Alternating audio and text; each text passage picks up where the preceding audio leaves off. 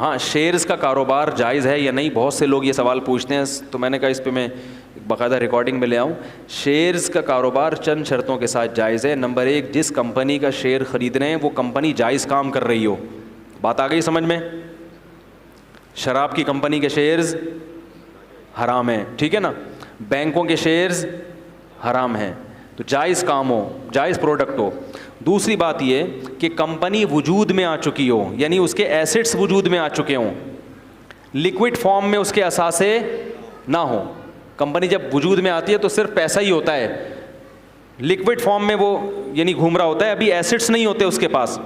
تو اگر liquid form میں ہے تو پھر آپ شیئر خرید تو سکتے ہیں مگر پروفٹ کے ساتھ بیچ نہیں سکتے, اس کی فیس ویلیو پہ بیچنا پڑے گا.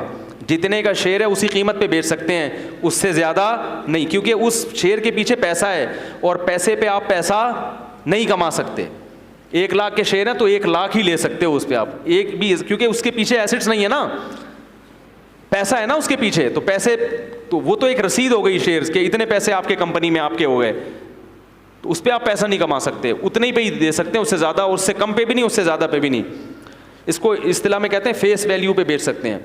تیسری شرط یہ ہے کہ کیونکہ جو کمپنیاں جن کے آپ شیئر خریدتے ہیں وہ بینکوں سے سودی قرضے بھی لیتی ہیں, جو کہ لینا جائز نہیں ہے.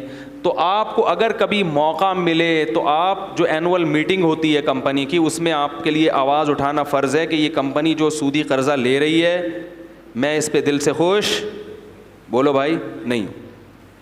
یا بینک کو کمپنیاں پیسے دے کے سود بھی لیتی ہیں جو ان کی انکم کا, بولو بھائی, حصہ ہوتا ہے. زیادہ تر تو یہ ہوتا ہے کہ کمپنی جہاں کاروبار میں پیسہ گھماتی ہے نا, وہاں کمپنی بینکوں میں رکھ کے سود بھی لیتی ہیں, تو وہ بھی آپ کے پروفٹ میں شامل ہو جاتا ہے. تو کبھی کسی میٹنگ میں آواز اٹھانے کا موقع ملے تو یہ اٹھایا جائے کہ ہم بینک میں پیسہ رکھ کے سود لینے کو جائز نہیں سمجھتے, کیونکہ آپ بھی شیئر خریدتے اس کمپنی کے شریک ہو جاتے ہیں.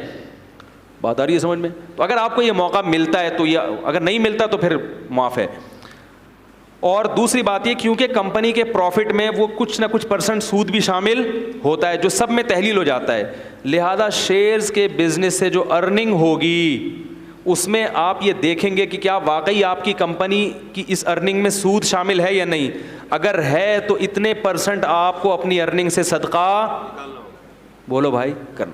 مثلا کمپنی کا جتنا پروفٹ ہے وہ پروفٹ میں 2% سود بھی آ رہا ہے, تو آپ کے پروفٹ میں سے آپ کو 2%, بولو بھائی, پروفٹ میں سے, جیسے آپ نے 100 روپے کا شیئر خرید کے 100 روپے میں 200 میں بیچا تو پروفٹ کتنا ہوا 100, تو 100 میں سے 2 روپے آپ کو کیا کرنے پڑیں گے, بولو نا یار, صدقہ, تاکہ وہ حرام جو شامل ہے وہ اس سے پاک ہو جائے. اور آخری شرط یہ ہے کہ شیئرز جب تک قبضے میں نہ آ جائے آپ اس کو فروخت, بولو نا یار, نہیں کر سکتے. اب کمپنی میں جو نے آپ کو جو شیئر دیا ہے ظاہر ہے اس کے پیچھے کوئی ایسٹس ہے نا, تو وہ تو قبضے میں لے نہیں سکتے نا آپ, ورنہ تو سب پہنچ جائیں گے, یہ صابن کے ڈبے 6 مجھے دے دو اور یہ اگربتیاں کیا کر دو, یہ تو ممکن نہیں ہے. تو اس لیے علماء نے کہا, اس میں تخلیہ بھی ممکن نہیں ہے, تو اس لیے علماء نے یہ کہا ہے, خاص طور پہ حضرت مفتی تقی عثمانی صاحب جو اس فیلڈ کے سب سے ماہر ترین عالم ہیں دنیا میں, کہ جب تک وہ آپ کے نام نہیں ہو جاتا شیئر, یعنی کمپنی آپ کے نام رجسٹرڈ نہیں کر دیتی, اس وقت تک آگے اس کو بیچنا جائز, بولو بھائی, نہیں, چاہے وہ آپ کے رسک میں داخل ہو گیا ہو. لوگ کہتے ہیں بھائی میرے زمان میں آ گیا ہے, اب اگر قیمت گرے گی تو میرا نقصان ہے, تو قیمت بڑھنے سے میرا فائدہ بھی ہے.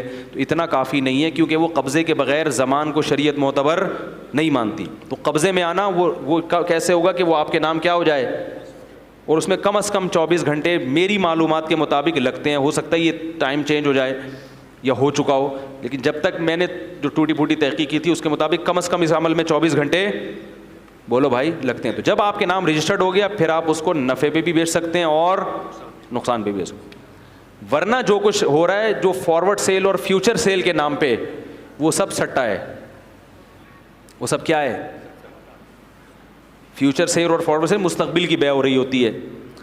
جو بروکر ایجنٹ ہے نا وہ ڈرامے کر رہے ہوتے ہیں, ہوتا کچھ بھی نہیں, کچھ بھی نہیں رہا, بس وہ فیوچر میں دیکھتے ہیں کہ اگر وہ قیمت بڑھ گئی تو تم اتنے پیسے دو, قیمت گر گئی تو اتنے پیسے مجھ سے لے لو. یہ جائز, بولو نا یار, نہیں ہے. رسول اللہ صلی اللہ علیہ وسلم کی صحیح حدیث ہے لا تبع ما لیس عندک، جو چیز تمہارے قبضے میں نہیں آئی ہے تم اس کو بیچ نہیں سکتے.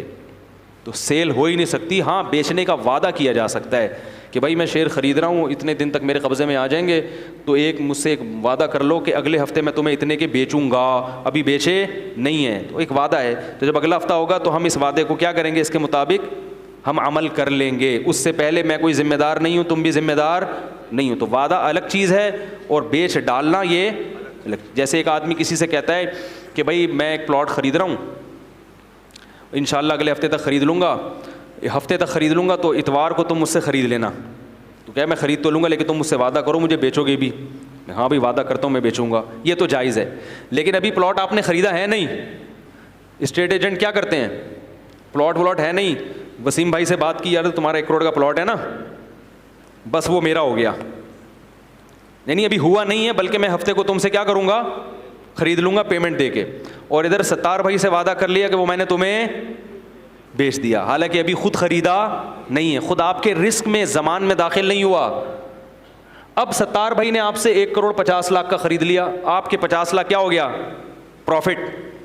اب کیا ہوا کہ ہفتے کے دن اس پلاٹ کی قیمت گر گئی. آئی بات سمجھ میں؟ اب آپ نے چونکہ خریدا تو تھا نہیں، وعدہ کیا تھا نا، تو آپ کہہ رہے ہیں بھائی میں نہیں خرید رہا، میں نہیں خرید رہا، اور ادھر 1 کروڑ آپ نے ستار بھائی کو واپس کر دیے.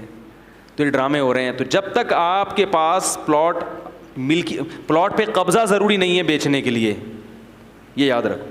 آپ کے رسک میں آنا، زمان میں آنا ضروری ہے کہ نقصان ہو تو آپ کا نقصان کہلائے. پلاٹ بیچنے کے لیے قبضہ ہونا ضروری نہیں ہے، آپ کے نام ہونا بھی ضروری نہیں ہے فائل، لیکن پلاٹ کی لوکیشن اور پلاٹ کا محل وقوع یہ پتہ ہونا چاہیے، اور مالک آپ ہونے چاہیے. مالک کی ڈیفینیشن یہ ہے کہ اگر نقصان ہو تو کس کا سمجھا جائے، آپ کا. اگر پلاٹ پہ قبضہ ہو گیا تو کس کا نقصان ہوگا، آپ کا. اتنا رسک آپ اٹھا رہے ہو، اس حد تک ملکیت میں ٹرانسفر ہو گیا ہو، پھر آپ آگے اس کو سیل کر سکتے ہیں، اس سے پہلے نہیں کر سکتے.